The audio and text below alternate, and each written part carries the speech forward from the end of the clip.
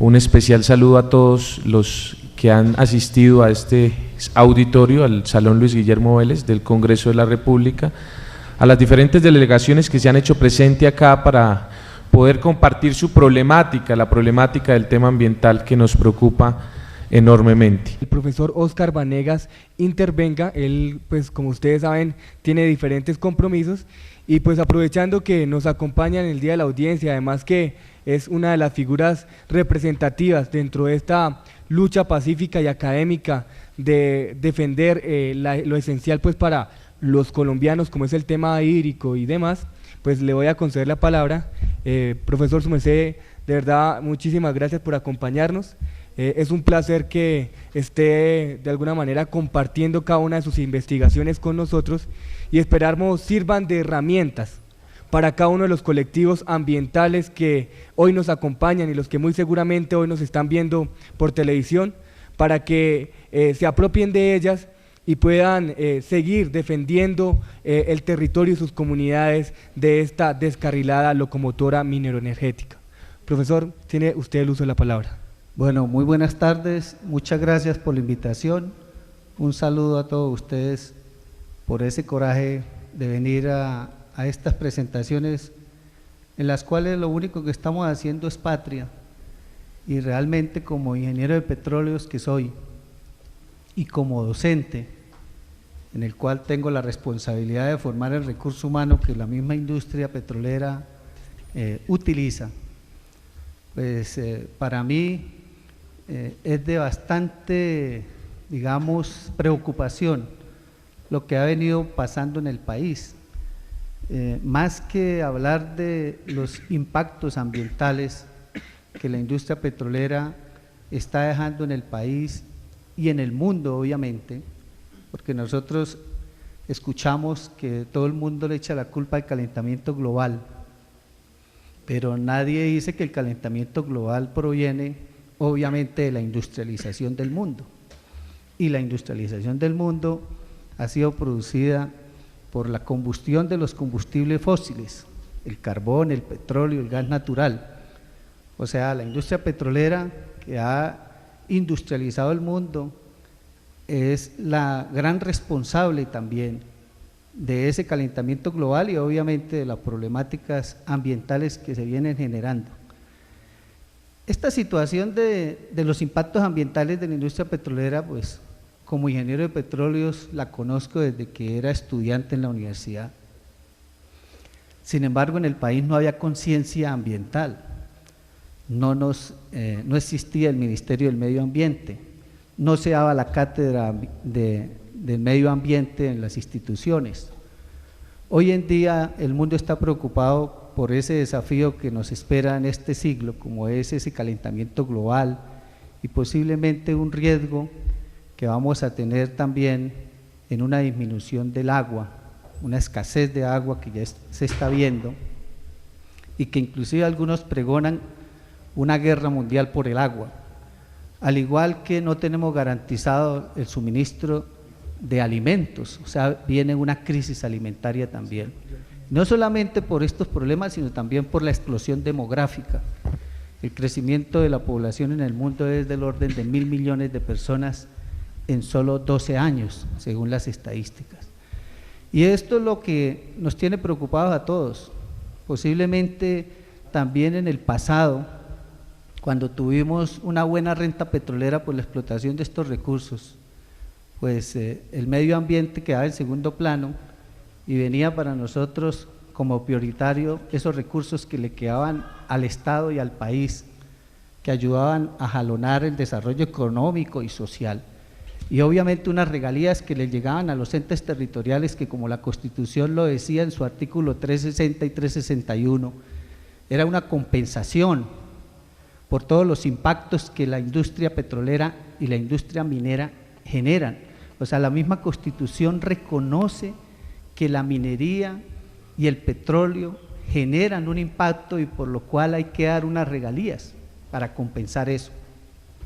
Otra cosa es el derecho del subsuelo que tenemos también como Estado, y Estado somos todos, que es la metáfora que nos han metido desde la ley 120 de 1919, cuando el subsuelo pasó de ser propiedad privada a ser propiedad del Estado. Y si el Estado somos todos y el subsuelo es del Estado, como lo dice el artículo 332 de la Constitución, obviamente debemos tener una participación de esa riqueza como país. Y hoy en día es preocupante que lo único que nos está quedando a nosotros los colombianos son los impactos ambientales, y ni hablar de los impactos sociales y de los impactos económicos, porque es que tenemos que recordar cómo nuestra política petrolera cambió con el decreto ley 1760 del 2003 y volvimos a la concesión que teníamos antes del decreto ley 2310 del 74. Cuando Ecopetrol era responsable de la exploración y producción y transporte y refinación de los hidrocarburos en Colombia, tenía un contrato de asociación donde las petroleras venían y a riesgo, no con el calentamiento de cuencas como le está haciendo la NH hoy en día, que la mayor parte de los recursos que está recibiendo los está invirtiendo en calentarle las cuencas a las petroleras y luego les entrega los bloques para que no nos den nada o casi nada. En aquella época el presidente López obviamente fue arriesgado cuando expide el decreto 2310 del 74 y entrega el monopolio a Ecopetrol. Para mí eso es una nacionalización del petróleo. Y tuvimos que importar petróleo, estábamos a puertas de importar petróleo y efectivamente ocurrió después del 76. E importamos petróleo hasta el 85.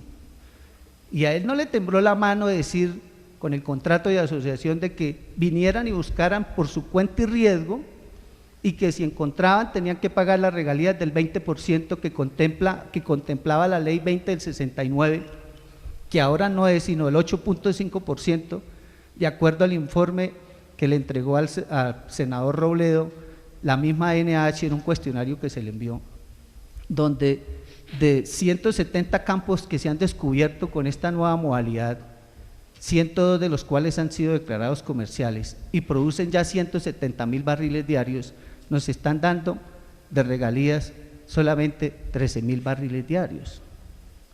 Ahí está, saquen el porcentaje.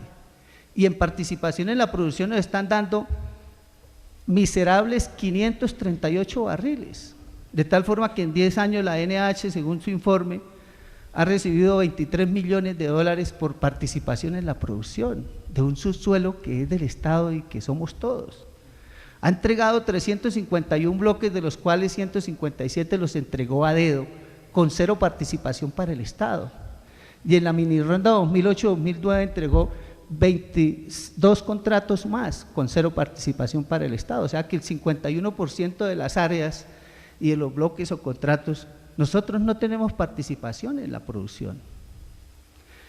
El supuesto argumento para entregarle en bandeja de plata a las multinacionales nuestro subsuelo y nuestra riqueza, de la cual ya descubrieron 150 millones de barriles y del cual solo han invertido 2.400 millones de dólares en exploración, según la misma ANH, lo cual le está saliendo el barril a $16, y le han entregado a la ANH por derecho de uso de subsuelo, para participación en precios altos, por transferencia de tecnología, y por participación en la producción, solamente 1.500 millones de dólares en 10 años.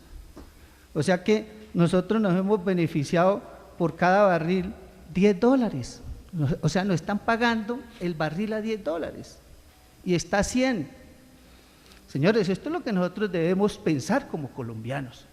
Esta política petrolera es nefasta, por eso quería que Javier Betancourt se quedara aquí y me escuchara, porque si él es colombiano, como lo dijo, y dice que vienen las multinacionales y estamos pensando es en el país, y siente la cédula en el bolsillo, como lo dijo, si es colombiano, hay que preguntarle o que nos diga aquí de dónde viene él, dónde trabajaba antes de ser presidente de la NH, abogado de multinacionales, al igual que el primer presidente de la NH y el segundo, que es viceministro y que le pidió al rector de la UIS que hiciera censura contra mí. Ya me abrieron proceso disciplinario. Han sido trabajadores de las multinacionales y obviamente le están entregando el ratón al queso a que lo cuide. ¿Usted cree que una persona de esas va a formular un sistema de contratación que le sirva al país? Obvio que no. Esto no es lucha por el medio ambiente nomás. Obviamente que la sísmica está generando impactos, y lo dicen inclusive hasta gerentes de empresas de sísmica. Hay evidencias. A Pirri yo le entregué más de 22 gigas de videos y testimonios de la sísmica, cómo ha afectado. Mire, pregunten en cualquier otro país del mundo, están explorando a la altura que se está explorando aquí en Colombia. ¿En dónde se ha montado una cordillera a buscar crudo? Solo aquí en Colombia. Y en una cordillera como la oriental, que es tan frágil y que hay un problema aún más grande, que yo digo que es el cáncer de los llanos orientales, por el cual están secando los ríos, como es el hidrodinamismo, donde las formaciones afloran ahí en Boyacá, y ahí se recargan los yacimientos petroleros. No es lo que dice el ministro de Minas, que el agua entra verticalmente, no, el agua entra lateralmente, y no son estudios de la UIS, sí, nosotros hemos hecho estudios, pero porque son de la UIS dicen que eso no vale nada. Les tengo estudios hechos a nivel de doctorado y postdoctorado en universidades de Francia, en Inglaterra y en Estados Unidos, porque los demás nos estudian más que nosotros mismos. Y se los quiero presentar al doctor Javier, para que se dé cuenta. Y es que él dice que la industria petrolera no utiliza casi agua. Sí, no utiliza casi agua en forma directa en los llanos orientales, porque no inyectan agua para recobro secundario, eso es cierto. Porque el yacimiento por naturaleza tiene un empuje de agua activo. En forma indirecta, la industria petrolera está gastando 15 millones de barriles diarios de agua. El ministro lo ha dicho varias veces aquí en el Congreso, que dentro de 5 años estarán produciendo el doble, o 20 millones de barriles diarios. ¿Sabe cuántos son 15 millones de barriles diarios? El agua que consumen 18 millones de personas en las ciudades. Eso es mucha agua, y es agua dulce.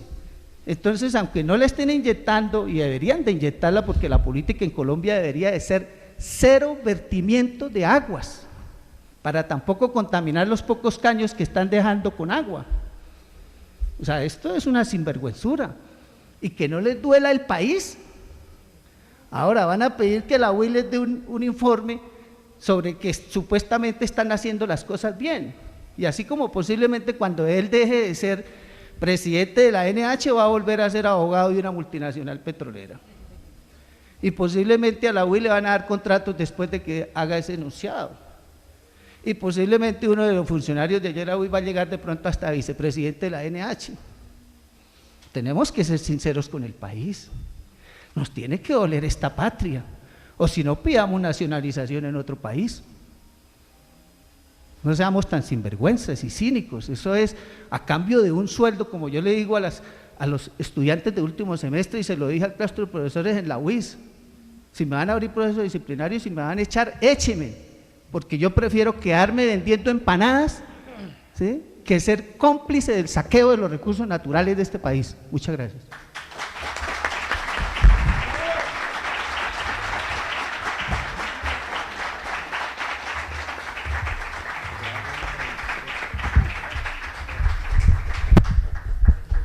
Bueno, profesor, muchas gracias por su intervención, por haberse desplazado hasta Bogotá desde Bucaramanga a participar de esta audiencia pública.